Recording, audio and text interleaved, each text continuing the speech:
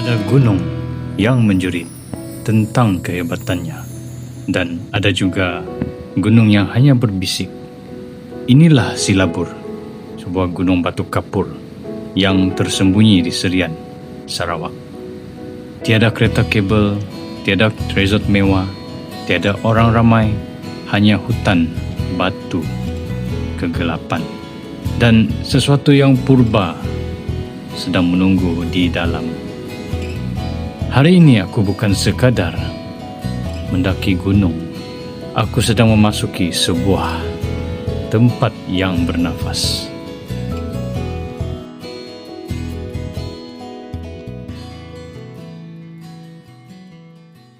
Gunung Silabur terletak kira-kira 60 km dari Kuching, berhampiran Tebakang dan Kampung Lubang Batu. Dari luar, ia tidak kelihatan terkenal, tidak kelihatan istimewa, tapi itulah keunikan Silabur. Ia tidak mengagumkan kita dengan ketinggian, ia mencabar kita dengan kedalaman. Ini bukan gunung untuk ditakluki, ini gunung untuk dimasuki.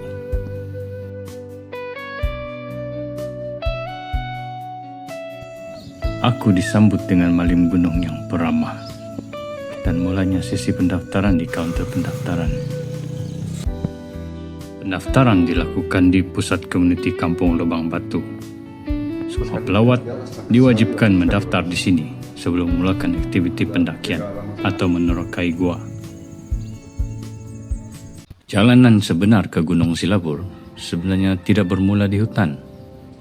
Ia bermula di meja pendaftaran.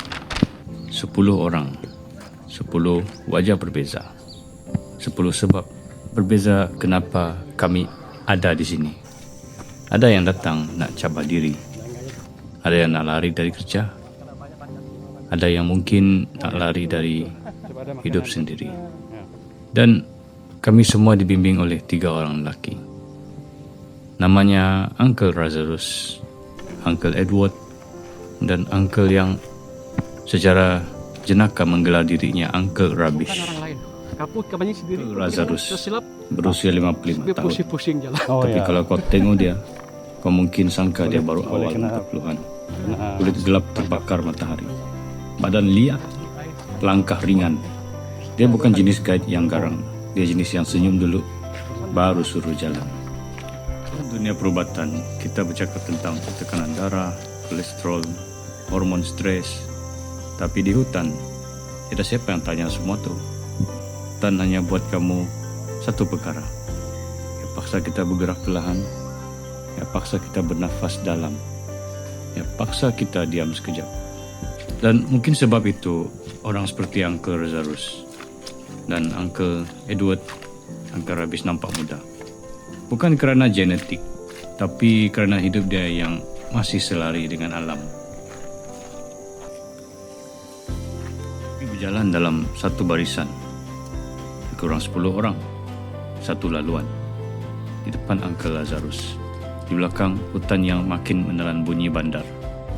Langkah kami mula selaras, napas mula berat, bulu mula jujur. Dan disinilah aku sedar gunung bukan sahaja menguji kaki, ia menguji ego. Di bandar, kita semua penting. Di sini, kita semua sama-sama letih.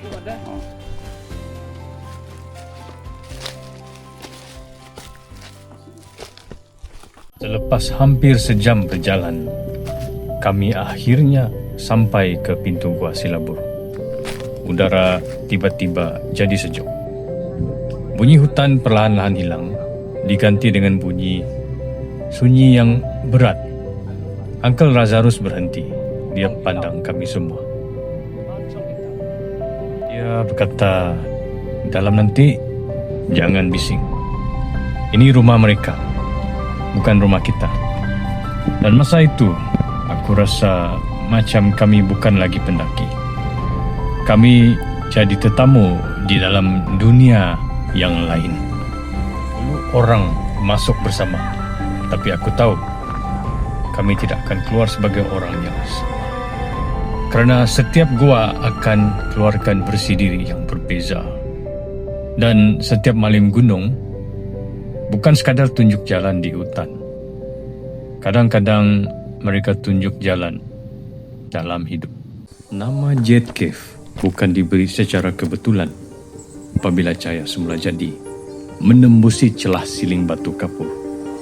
Dinding gua ini memantulkan warna hijau, kebiruan, ungu, dan emas lembut.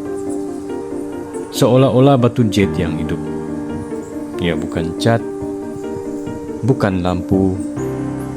Ia hanyalah cahaya bercampur mineral, bercampur massa. Ada tempat yang tidak perlu dihias kerana alam sudah menandatanganinya. Kami masuk seramai 13 orang. Tiada suara kuat, tiada ketawa besar, hanya nafas dan bunyi air yang menitis dari siling. Di sini, gua bukan sekadar ruang kosong. Ia adalah rumah kepada kehidupan. Kelawar, serangga, mikroorganisma, semua bergantung pada kegelapan untuk terus wujud. Bagi manusia, gelap itu menakutkan. Bagi alam, gelap itu adalah syarat untuk hidup. Tiba-tiba, di celah dinding batu kapur, kami terserempak dengan seekor ular hijau. Ia dikenali sebagai Bornean Green Pit Viper, Trypogalemus subanatus. Spesies berbisa ringan yang biasa mendiami hutan dan kawasan batu kapur di Borneo. Badannya hijau terang, tenang, tidak menyerang. Uncle Lazarus hanya berbisik, "Jangan ganggu. Kita di rumah dia." Dan saat itu, aku sedar di alam yang berbahaya bukan ular, tetapi manusia yang lupa dirinya tetamu. Tiada sesiapa yang cedera atau dipatuk, tetapi jantung semua terhenti sedetik. Alam tidak menyerang. Ia cuma mengingatkan kita siapa sebenarnya kecil. Selepas keluar dari dunia gelap, Jade Cave, kami kembali ke dunia cahaya. Tapi perjalanan kami belum tamat. Di hadapan kami, laluan ke puncak Gunung Silapur, atau dikenali oleh penduduk tempatan sebagai Sky Park. Laluan ke Sky Park bukan laluan pelancong biasa. Ia curam, berbatu tajam, dan dipenuhi akar pokok yang licin. Setiap langkah perlu berfikir. Salah pijak, kaki boleh tergelincir. Salah anggar, lutut akan mengingatkan kita umur sebenar. Dari kawasan gua, perjalanan ke puncak mengambil masa kira-kira 30 hingga 45 minit pendakian berterusan. Ketinggian puncak dianggarkan sekitar 400 lebih meter dari aras laut. Tidak tinggi di peta, tetapi sangat jujur di kaki. Gunung rendah di angka, tapi tinggi dalam kejujuran. Di pertengahan laluan, terdapat satu kawasan rehat kecil. Tiada bangku, tiada bumbung. Hanya tanah lapang dan angin. Di sinilah semua orang diam, bukan sebab disuruh, tetapi sebab badan meminta izin untuk bernafas. Kadang-kadang berhenti bukan tanda lemah, tapi tanda kita mau menikmati perjalanan. Sebahagian daripada kawasan ini pernah mengalami kebakaran hutan bertahun dahulu. Sebab itu kita lihat banyak pokok kecil, tumbuhan rendah dan kawasan terbuka. Tapi alam tidak pernah mengeluh daripada tanah yang pernah terbakar. Tumbuh semula kehidupan, termasuk satu tumbuhan unik Borneo, periuk kerak. Nepenthes, tumbuhan karnivor yang hidup di tanah miskin nutrien, menangkap serangga, bukan kerana ganas, tetapi kerana terpaksa untuk menahan hidup. Di tempat paling susah, alam cipta makhluk paling kreatif. Dan akhirnya kami sampai ke Sky Park dengan papan tanda yang besar, tetapi tidak mercut tanda konkret. Hanya ruang terbuka dan pemandangan yang membuat semua orang senyap.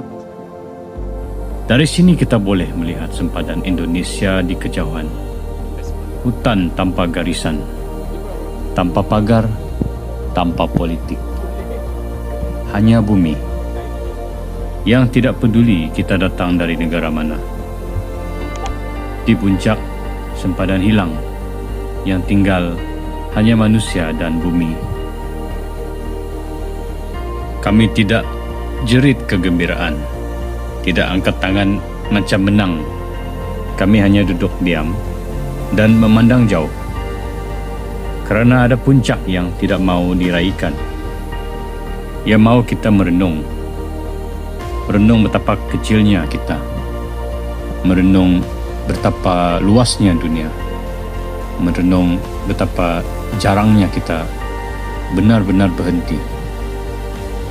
Gunung ini tidak memberikan kita kejayaan. Ia memberikan kita kesedaran. Sky Park bukan tempat untuk membuktikan kekuatan. Ia tempat untuk mengakui keterbatasan. Dan mungkin itulah sebenarnya maksud mendaki. Bukan untuk berada lebih tinggi daripada orang lain, tetapi untuk menjadi lebih rendah diri dengan alam. Di puncak angin menyapa tenang, hutan luas tanpa sempadan. Negara wujud dalam peta saja. Bumi ini milik semua insan.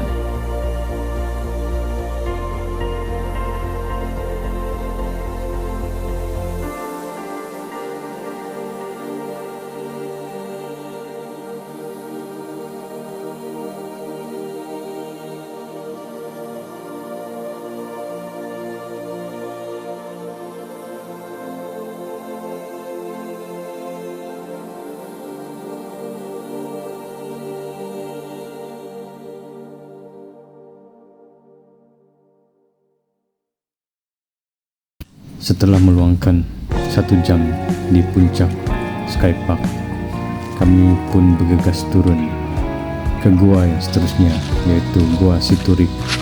Beza dengan gua sebelum ini, Gua Siturip sentiasa basah. Air mengalir dari siling batu kapur, membentuk alur kecil, kolam jernih, dan sungai sempit di dalam perut gunung. Air ini bukan datang dari luar. Ia datang dari hujan yang meresap perlahan-lahan, menapis diri melalui lapisan bumi sebelum keluar semula di sini. Gunung ini tidak menyimpan air untuk dirinya. Ia memulangkan semula kepada kehidupan. Di Gua Siturip, kami terpaksa berjalan di dalam air, sejuk, jernih, tenang. Setiap langkah menghasilkan bunyi kecil, seolah-olah gua sedang bercakap dengan kami. Airnya sangat dingin, sehingga rasa seperti membasuh bukan kaki, tetapi fikiran. Disinilah ramai pendaki berhenti lama, bukan sebab penat, tetapi sebab jiwa mau berehat. Ada tempat yang tidak memerlukan kata-kata, yang menyembuhkan kita hanya dengan sentuhan. Walaupun gelap dan sunyi, Gua Siturip tetap penuh kehidupan.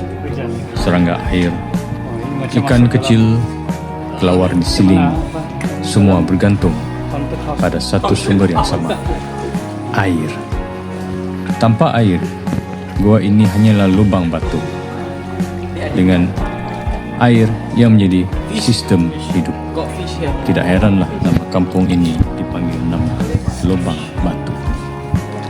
Gua Siturip tidak memberi pemandangan luas, tidak memberi puncak tinggi, tidak memberi rasa menang. Ia memberi sesuatu yang lebih jarang, keheningan. Dan dalam keheningan itu, aku sedar sesuatu. kadang-kadang kita tidak perlu naik lebih tinggi. Kita perlu mengalir lebih dalam. Jika gua pertama mengajar kita tentang kegelapan, gua kedua tentang cahaya, maka gua ini mengajar kita tentang bagaimana untuk terus hidup tanpa membuat bising. Ruang Siturik bukan tempat untuk ditawan. Ia tempat untuk direndam. Direndam dalam sunyi. Direndam dalam sejuk. Direndam dalam kesedaran bahawa gunung ini bukan sekadar batu. Ia adalah sumber nafas kehidupan. Kami datang ke Gunung Silabur sebagai pelawat. Dengan kamera, dengan kasut, dengan cerita masing-masing. Tapi kami pulang dengan sesuatu yang lebih berat. Bukan dalam beg, tetapi dalam dada. Gunung ini tidak memberi jawaban. Ia tidak menjanjikan apa-apa. Ia hanya wujud. Diam, tua, dan sabar. Dan mungkin itu sudah cukup. Karena di dalam dunia yang terlalu bising, tempat seperti ini mengingatkan kita bahawa kita tidak perlu sentiasa menjadi kuat. Kadang-kadang kita hanya perlu diam dan biarkan alam mengajar kita bernafas semula. Gunung Silabur tidak pernah pergi. Yang sering hilang sebenarnya adalah kita. Kita tidak menawan gunung. Kita hanya menemui semula diri kita di dalamnya.